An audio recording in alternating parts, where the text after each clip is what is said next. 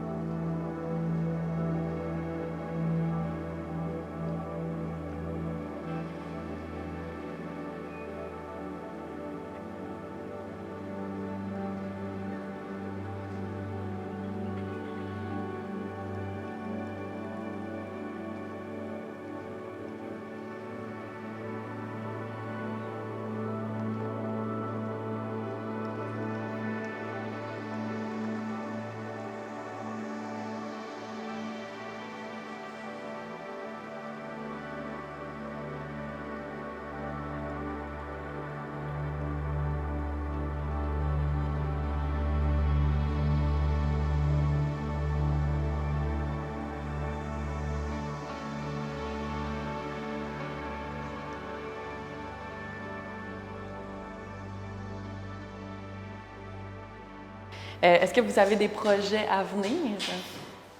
Oui, bien, il y a l'exposition à la bibliothèque Anna Malbé, Laure Conan, une exposition à propos de l'animalier. Le titre, ça va être Le regard animalier. Fait que ça va être en 2026. Mais on a plusieurs thèmes qu'on rajoute là, au fil de la saison. Là. Mais des fois, c'est spontané. Là, on décide, c'est un bon sujet à traiter, fait qu'on on va le traiter. Là. Puis, comment choisissez-vous les thèmes, en fait? Bien, on se rend ensemble avec le CA, puis chacun dit, ce thème-là n'a pas été touché, puis il y en a qui ont des bagages dans certains domaines, fait qu'on en parle, puis on choisit un thème là, en particulier. Là, ouais. Mais ça peut être aussi spontané. Là, au cours de la saison, on n'a pas touché ce thème-là, on va y aller. Là. Vous l'ajoutez. C'est ça, on l'ajoute. Puis, comment faites-vous la sélection des photos, en fait? Tu sais, comme actuellement ici, dans Tout en couleur, dans l'exposition Tout en couleur, il y a 19 photographes.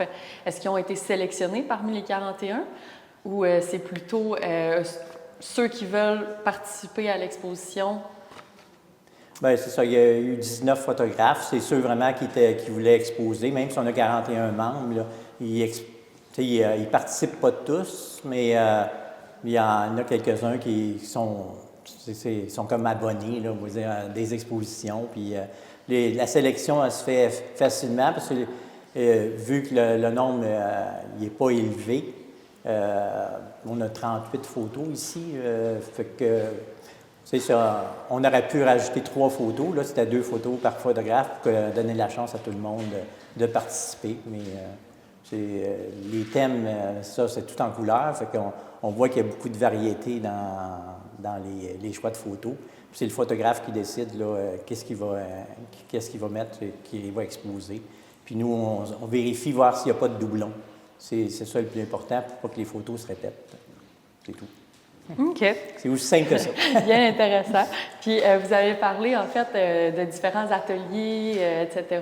Est-ce qu'il y a d'autres activités en étant membre de la Clique? Est-ce qu'on peut participer à d'autres ateliers, d'autres activités? Oui, bien, comme là, on a fait le souper de Noël, puis il y a des déjeuners qui s'est décidé spontanément. Là.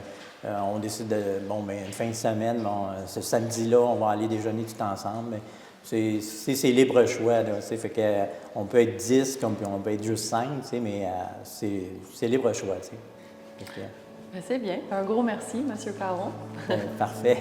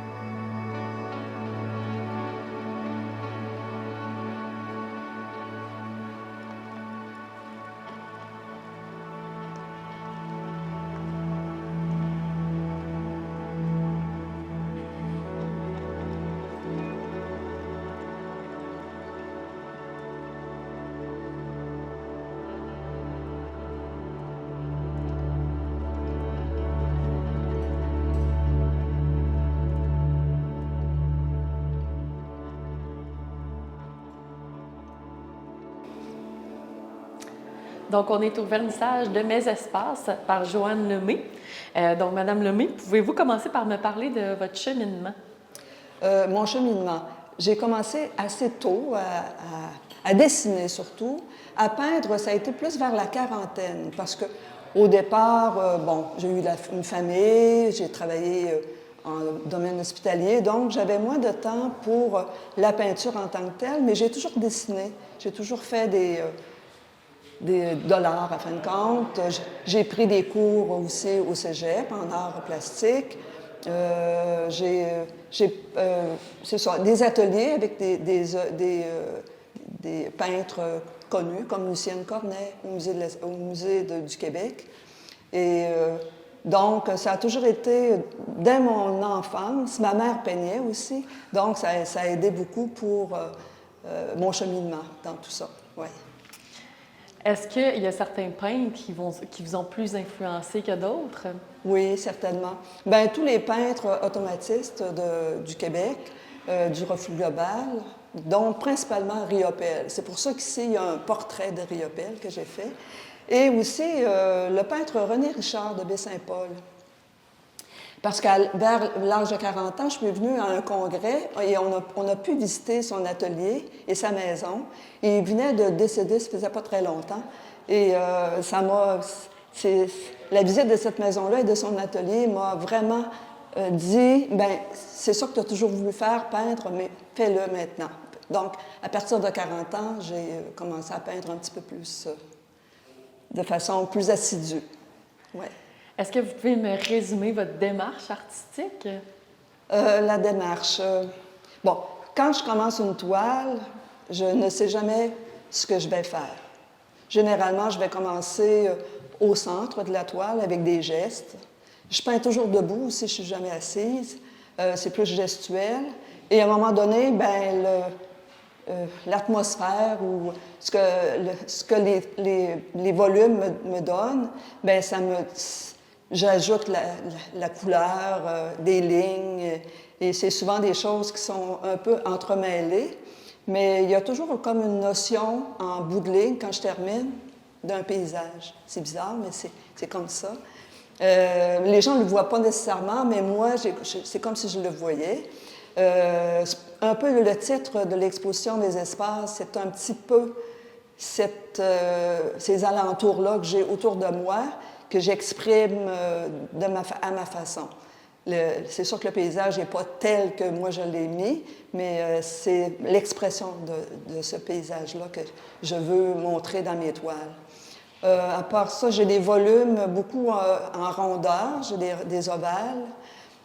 J'aime beaucoup l'or, les couleurs or.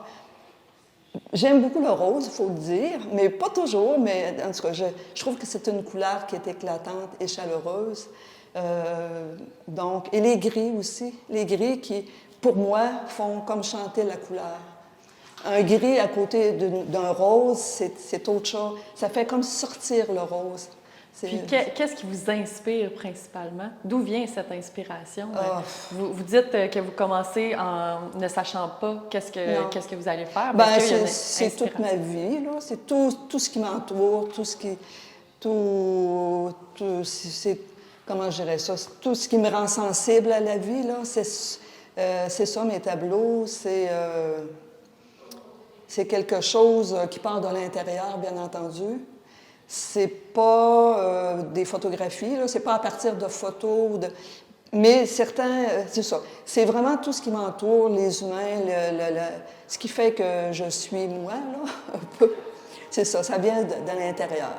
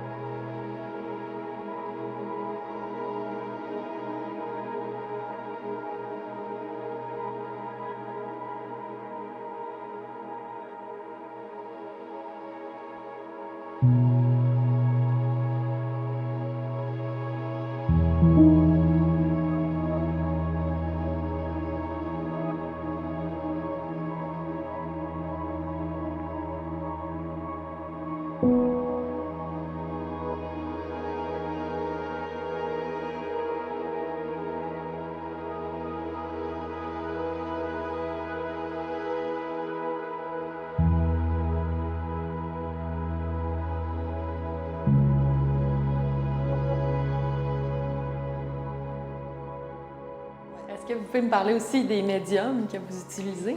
Oui, j'utilise l'acrylique avec spatule et pinceau assez large, des fois à mes mains. Je prends des pastels à l'huile aussi. Et puis des collages. Ce qui est particulier, moi, souvent, je vais prendre de la toile libre que je découpe et que je mets, je n'ai pas d'exemple ici en tant que tel, mais seulement sur la toile derrière vous qu'il y en a. À fin de compte, je colle, la toile libre, je la colle sur la toile, souvent sur des bandes, ça fait des grandes bandes blanches. Ça remplace un trait blanc ou la lumière, à fin de compte. Ça, c'est particulier. Je fais ça depuis plusieurs années.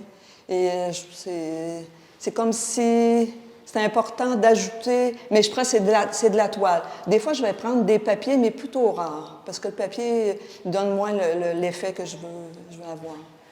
Puis, qu'est-ce qu'on retrouve dans votre exposition? En fait, pouvez-vous m'en dire plus un peu sur le thème « Mes espaces ». Oui. Ben, c'est un peu, même si ça ne ressemble pas, les gens ne voient pas nécessairement des paysages, mais c'est un peu mon entourement, mes alentours. Moi, je demeure à l'île d'Orléans et la toile qui est juste ici, ça s'appelle « En attente », ça s'appelle pas... Mais ça fait partie d'un... Il y a 6 toiles que j'ai fait sur ce thème-là. C'est la vue d'en face de chez moi, qui donne sur la montagne Château-Richer et tout ça. Je demeure à Sainte-Famille. Et c'est ça. C'est un peu... C'est tous les paysages un peu autour de moi, mais en même temps, c'est mon intérieur que je... Comme, c'est ça. Bon, Riopelle, pourquoi il est là? C'est parce qu'il a fait partie une partie importante dans mon cheminement d'artiste. Je trouve qu'il a osé des choses, qu'il a vraiment été un précurseur. René Richard aussi, je vous l'ai dit tout à l'heure, j'aimais beaucoup. Il était quand même assez gestuel aussi, puis quand il faisait des montagnes, c'était beau. Ces montagnes sont grandes, sont vastes, sont belles. C'est ça. Fait que j'ai fait des petits animaux aussi. J'allais justement vous en parler. Moi, j'ai été surprise de voir de l'argile dans votre exposition. Est-ce que c'est quelque chose de nouveau? Bien, l'argile, je l'ai fait justement dans le contexte, en pandémie. J'ai commencé, là, j'étais assise chez toi, chez nous. J'étais chez moi, pas à l'atelier. Et je l'ai fait pendant la pandémie. J'ai commencé à faire ça. Et j'ai découvert que j'adorerais faire ça parce que par rapport... Puis c'est reposant. Les toiles, deux niveaux, la toile abstraite aussi, c'est quand même assez... Ça vient te chercher plus. C'est sûr que si je voulais peindre un objet figuratif, bien, j'ai seulement qu'à regarder devant moi puis prendre la couleur qu'il y a là, mais tandis que l'abstraction, c'est quand même quelque chose qui vient plus chercher tes émotions, ton énergie. Tandis que la petite sculpture comme ça, c'est que dès que tu commences avec tes doigts, tu poses tes doigts, puis là, le petit visage apparaît, les yeux, je trouve qu'il y a comme une merveille dans ça, c'est comme une magie, c'est magique. J'aime ça, faire ça. Puis, dans mes toiles, je fais souvent des petits animaux aussi. J'adore faire le monde animal. Pas nécessairement pour l'animal, parce que c'est pas... Mais c'est surtout pour ce qui dégage cet animal-là. Comme la petite chèvre, j'ai une petite chèvre, là. Je sais pas pourquoi, j'aime beaucoup faire des chèvres, des petits moutons. Des renards aussi, ouais. C'est très, très intéressant. Un gros merci, Mme Lemay. Ça me fait plaisir.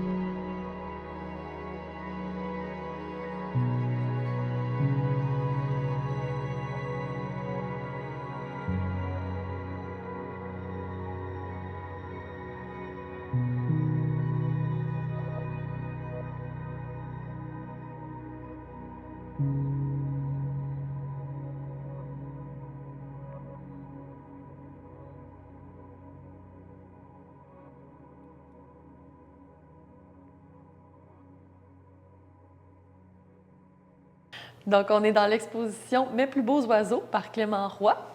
Bonjour. Bonjour. Pouvez-vous commencer par me parler de votre source d'inspiration? Mettons que j'en ai une couple.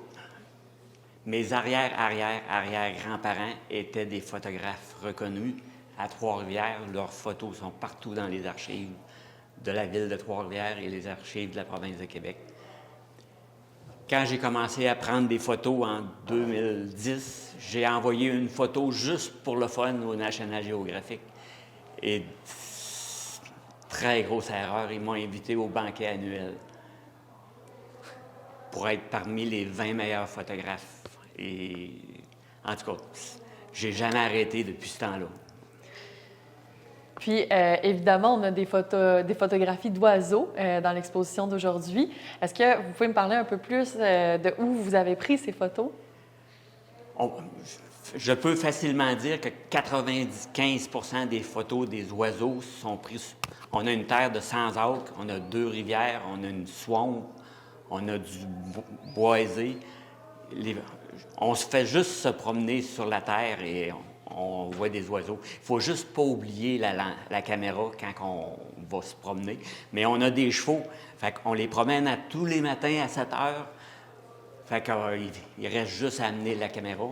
On fait 2,3 km 7 jours sur 7, 365 jours par année. Puis, qu'est-ce que votre travail vous apporte personnellement? C'est pas à moi que ça l'apporte. C'est le monde qui aime les photos. Moi, je fais pas ça pour moi, j'en ai pas besoin. Je fais ça pour le monde qui regarde les photos. J'ai du monde en Californie, au Japon, en Nouvelle-Zélande, qui, à tous les jours, amènent la photo du jour, à leur mère qui est dans un hôpital, qui se meurt ou en fin de vie. Puis, ils leur montrent, « Regarde, maman, c'est la belle photo que je t'amène aujourd'hui. » J'ai eu tellement de compliments de ces personnes-là qui en avaient besoin. Fait que je me suis senti obligé de continuer à prendre des photos. Puis, est-ce que vous pouvez m'en dire un peu plus sur votre technique lors de vos randonnées, par exemple? Est-ce que vous avez une technique pour prendre des photos? Oui, j'ai une technique que le monde n'a pas le temps de faire. Je prends mes photos avec ma caméra, mais pas juste avec la caméra. Je la mets sur un trépied et je remote à distance la caméra avec mon cellulaire. Fait que je prends les photos avec mon cellulaire. Ça fait que les photos, au lieu d'être prises à 1 millième de seconde, je peux les prendre à 1/125e. La caméra ne bouge pas. Quand on pèse sur le déclencheur, le doigt fait bouger la lentille. Mais j'ai plus ça, je suis pas là. Tout est sur un trépied, ça ne bouge pas. J'inviterais le monde à comprendre la lentille qui est en... C'est pas la caméra qui fait la photo, c'est le photographe et la lentille. Si vous comprenez comment fonctionne votre lentille, vous allez améliorer votre photographie instantanément. Puis, est-ce qu'il y a d'autres photographes dans votre famille? Ma fille est photographe professionnelle à Québec. Elle est dans 2 revues de linge équestre et dans une revue de linge de mariage. Parce ou grâce, elle travaille pour Air Canada. Elle fait des photographies de mariage dans plusieurs pays. Elle est pas mal plus populaire que moi. Mais on se complète, on va dire.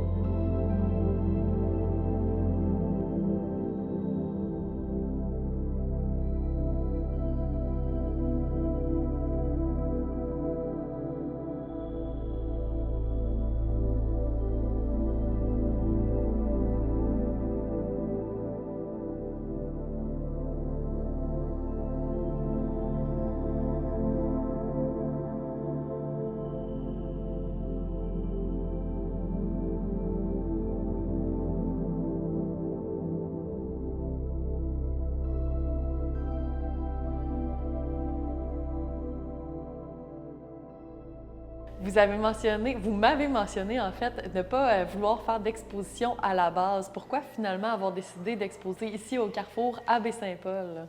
Le personnel ici, à chaque fois qu'il me voyait, me disait « Monsieur Roy, le monde a le droit de voir ce que vous faites parce que c'est extraordinaire. » À force de me le dire, j'ai décidé un jour d'en imprimer. Fait que j'en ai imprimé 56 qui sont ici autour de la salle. Et ça fait que c'est la faute à Isabelle. Bon, on va aller la blâmer. On va aller la blâmer, ouais. On est très chanceux de vous avoir. Puis, dans tout votre cheminement, de quoi êtes-vous le plus fier? Et quand j'ai gagné la faune canadienne avec le Matador et qu'ils ont publié la photo dans leur revue, un jour, j'y croyais pas pantoute. Je suis allé dans un magasin où ils ont des revues de presse et j'ai vu les 25 meilleurs photographes, 25 meilleures photos de l'année 2024. J'ai regardé d'une page à l'autre et j'étais en page 32. Mon Dieu, j'ai failli fondre dans le magasin où j'étais. Ça devenait réalité. J'y croyais pas avant, mais là, c'était réel. Là, ma photo était là. Puis les madames à qui appartient le magasin étaient tellement contentes de m'avoir sur le plancher. Ça dépasse tout, là. Puis pour finir, est-ce que c'est possible de découvrir vos photographies en ligne? Vous avez mentionné là, voir tous les jours, avoir des nouvelles photographies en ligne qu'on pouvait... Ouais, j'ai des photos sur Facebook, Instagram. J'ai aussi mon site Web, mais tout le monde veut de l'argent, là. Le site Web, j'ai dû le diminuer de grosseur parce qu'il commençait à me prendre, il voulait des sous, là. J'avais 130 gigs de photos sur mon site Web. Fait que je l'ai juste raccourci. Mais ça n'empêche pas que les meilleures photos sont encore là. Clément Roy Photo.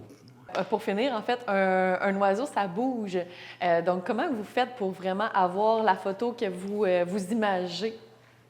Ma mangeoire principale, c'est un 2x6 de 8 pieds de long qui est sur une table. Je nourris depuis 12 ans facilement 200 oiseaux à tous les jours. Ce pas les mêmes été, printemps, l'hiver.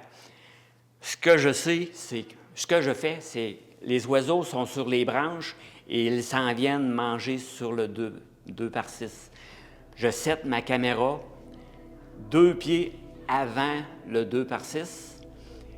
Je m'installe à distance dans le cabanon qui est à 12 pieds de là et je les attends. Aussitôt qu'ils partent de la branche, je clique sur le déclencheur. Clac, clac, clac, clac, clac, clac, clac. La majorité du monde vont dire « il est fou ». J'ai une photo sur 8000 de bon, mais par contre, quand elle est bonne, je gagne des concours. Oui, évidemment. Il faut juste la patience, mais je suis père de famille, j'en ai de la patience. C'est super. Un gros merci. Merci à toi.